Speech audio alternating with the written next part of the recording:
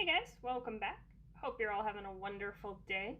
Today, I'm going to talk about Six Underground. Six Underground kind of fits that mercenary theme that I've been doing with my past videos on Extraction and The Old Guard. It is a Michael Bay film. It was produced and directed by him. However, it is written by Paul Wernick and... Hey guys, me from the future again. So apparently I can't read my handwriting. It's actually Paul Wernick and Rhett Reese. I completely butchered Wernick's last name. Sorry about that. And back to the regular video. Rhett Reese, who collaborated to write Deadpool 1 and 2 and Zombieland and a few other films. So if you liked those films, I think you'll definitely enjoy this one. Because it's got that same vibe where you've got the action and the comedy pretty well blended with some serious moments added in. So I went into this not with any expectations really, but knowing that I love Ryan Reynolds and I don't mind Michael Bay films. Reynolds plays a billionaire tech guy who fakes his own death and gets a whole group of people together who all have very special skill sets with the goal to try to make the world a better place. Primarily in this film, their goal is to take out the horrible dictator of Turkestan. Their little group goes by like the moniker the Ghost, with the whole theory that ghosts can do what humans can't, what those alive can't. Anyways, they can get around the red tape that would stop governments from being able to step in when, you would think they would. So to start off, it's a very Michael Bay entrance. It's a car chase with lots of shooting and, things blowing up. You've got Dave Franco as the driver, and every line out of his mouth is pretty much a one-liner, followed with very typical Reynolds comebacks. I mean, if you've seen Deadpool, you know how, or really any Ryan Reynolds comedy, the way he delivers his lines, it's same here. He does a great performance because, he's Ryan Reynolds. What I really liked about this intro sequence is the way they kind of film it. So there's like a scene where the car is spinning in a circle, like in a town circle. It's because Franco's trying to dodge certain things, and the way we get introduced to the characters is it'll slow and freeze frame on like one of the characters. So like Reynolds' face going, puppy, and his head's poking out and it freezes. And it's, labels him as number 1. Because at the start of the film, everyone only goes by numbers. And then, we get introduced to the doctor and the character that is labeled as a CIA spook. And so it slowly freeze frames those. And it's very comedic moment, and then it speeds back up and the car chase is back on, and then we get introduced to 4, who is called Skywalker. He's like the parkour person, and he's on this like giant building looking down on everyone, and he's got to kind of guide them through. And then we get introduced to the hitman, who's number 3, and he's definitely a character. And I thought that was a nice introduction to the movie in general, because it automatically kind of sucks you in. There's the adrenaline, there's the, entertainment value. But then, we kind of deviate where we have like a serious moment because unfortunately Franco's character dies. Promise you, not a big spoiler. This happens within like 15 minutes. And so, and obviously, if you see any promos for this, you'll see who, Corey Hawkins' character, who becomes number 7. He gets introduced after Franco dies. But we get like this kind of sincere moment after Franco dies. The whole team's around his body, and someone asks, who should we call someone? What about his family? And another character is like, we are his family. And then Reynolds' character automatically brings back the levity where he's like, we're not the fucking Cleavers. And everyone looks at him blankly. So he starts listing off all these other sitcom families. And nobody knows what he's talking about. And we move on. And transition into finding Hawkins' character, which We get his story where he is in the military. He's a sniper who's supposed to, protect his men. He's not given the go to be able to shoot the bad guys, and he ends up having to watch his entire team die. And we see him in present day where he is struggling with like the memories of PTSD, definitely leaning towards suicidal tendencies. In swoops one who tells him, come join my team. We can erase this past, move forward in life, and I will never tell you not to pull the trigger. And so Hawkins does join. He fakes his death, attends his funeral, and we move on to where we learn about Rovak Azimov, who is the main villain in this. This is the dictator that the team wants to get rid of. Their goal is to remove him and get his brother Murat Alimov in, because the brother is very much pro-democracy. He's technically being held hostage or, kind of imprisoned by his brother, albeit in a very luxurious suite. He's just got guards that, won't let him leave or let someone come in and take him. So, we got our first big scene with the whole new team together where they've got to rescue him, which is how we can see how Hawkins' character is sort of changing the dynamics. Because as we've seen at the beginning, they're all by numbers. They're not allowed to know each other's names. The goal is to not have, relationships or any ties that could connect them to the world. As Reynolds' character states, it's for safety and so that nobody gets too close. But we also get throughout this, we do get little glimpses, of their past. Like we learn why the Hitman's part of the group, why the CIA spook is part of the group, how 4 became part of the group. And so we get enough about them that we start connecting with them. And one of the things with Hawkins' character is because he is from the military, he has that mindset of no man left behind. Whereas Reynolds' character is like, if you can't keep up, you're out. We're not going to let you risk our lives. And so in this sequence of scenes, 4 does fall behind, but Hawkins' character is like, hell nah, we're not leaving him. They managed to all come back together, and then we have like a little blowout where Hawkins, tells Reynolds' character, you told me you would never hold me back. You would never tell me I couldn't pull the trigger.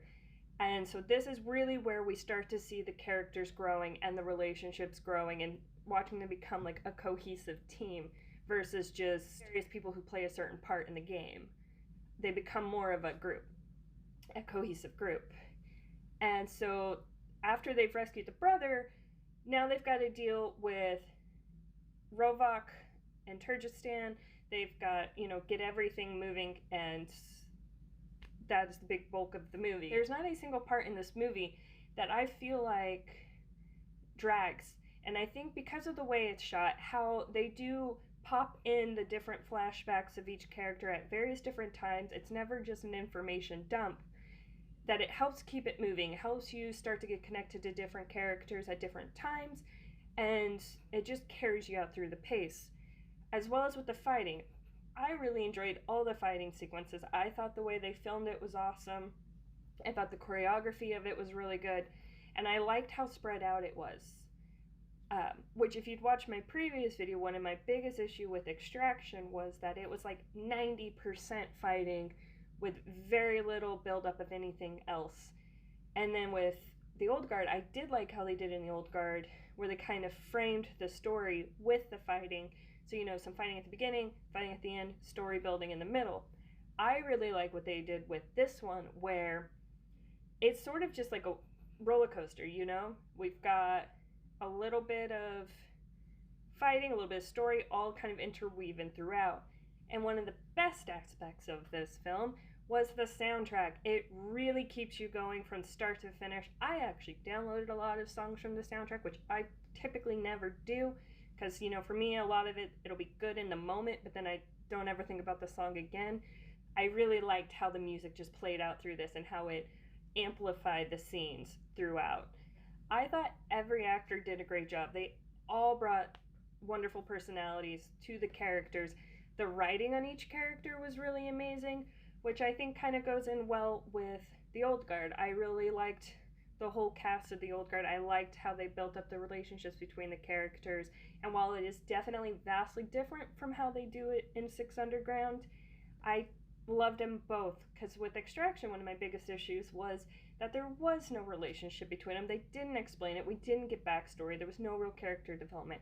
And we get all of that in this movie, which is kind of ironic since it is a Michael Bay film. But these writers have shown that they know what they're doing, because we get the same type of things in Deadpool. Deadpool makes us laugh, it makes us cry, it's got the action, it's got the blood and the gore. And that's kind of in this one as well. There is definitely a good enough amount of gore to go around. You know, there's one scene where a guy gets shot through the peephole of the hotel, and you watch the bullet go through and brain splatter. It's wonderfully gory. To me, there's not any scenes that are too gratuitous. You know, I think that the way it's all woven in and how they shoot everything and like frame it, I love every second of it. Now, they definitely do set this up for sequels, and it's not that it necessarily has an open ending, but when we got introduced to Hawkins' character, part of that is we see them in like their little bunker type area where on the walls there's 9 people, like 9 pictures, and Reynolds' character is like, these are the 9 worst people, like the 9 worst bad guys who are just the worst humans on the face of the earth, and number 1 is Rovak Asimov, and that is the dictator that they go after, which obviously leaves us with a setup for up to 9 more, or up to 8 more. So whether or not they do that, who knows? I hope they do, because like I said, I really love this crew. I like this group of actors. I really love the premise. A sequel would be great, because now we've already gotten some of the kinks out of the way. They're now a very well refined group that's willing to fight for each other and like help defend each other and save each other. It's not just if you can't keep up, you're out, you know. And so I think that would be really interesting to see in the next one. I like how they set this one up for a sequel because they've tied up all the loose ends. Basically, the premise itself of this group of mercenaries and how they want to keep ridding the world of all of these bad people is enough to carry on for a sequel. I also thought Six Underground did a great job with the villain, Rovak. He's everything we in this real world would imagine from a horrible dictator. He's willing to gas his own people to show the people, and he says in the movie, he says, after he's gassed his own people, that now his enemies will know what will happen to their loved ones if they go against him. But what he kind of means in that context is the enemy is his very own people. It's because he wants to make sure he stamps down any chance of a revolution against him. And that's very real world. And so they did a good job with that. He was done really well, and the actor did a great job portraying him. I thought they did a great job on showing how each individual part played in the coup and how the coup played out throughout. And how the brother was able to get in, and also how not every general following Rovak was actually, you know, for him, that maybe fear isn't the greatest way to run your people. And I thought they did a great job with showing all of that. I thought this movie had one of the best endings out of the 3 movies, quite simply because it had one of the most satisfying but intense endings out of all of them. This one had such a sense of justice being served, and when you watch it, or if you've watched it, I think you'll understand what I mean. It's not the ending, but how they end all of it is just so satisfying to watch, but it is so just intense, especially emotionally, watching these people get justice. And they could have went a totally different direction. They could have ended it like in a much quicker way, but I'm really glad they didn't. I'm glad they ended it how they did. It's an ending worth just immersing yourself in. But yeah, out of all of them, I gotta say Six Underground's my favorite, followed by The Old Guard, followed by Extraction. I just really liked how balanced the Six Underground felt. I really like the story in Old Guard. I love the whole concept of these immortal mercenaries, but I just really loved, I think, the characters in Six Underground the most. I thought they made just a very entertaining group of essentially mercenaries. So let me know down below. You let me know. Have you watched any of them? What did you think of them? What did you think of this movie? Comment down below and tell me. I'd love to hear about it. If you've liked this video, give it a nice like, hit the thumbs up. If you want to see more, please subscribe. It's nice. It's a nice thing to do.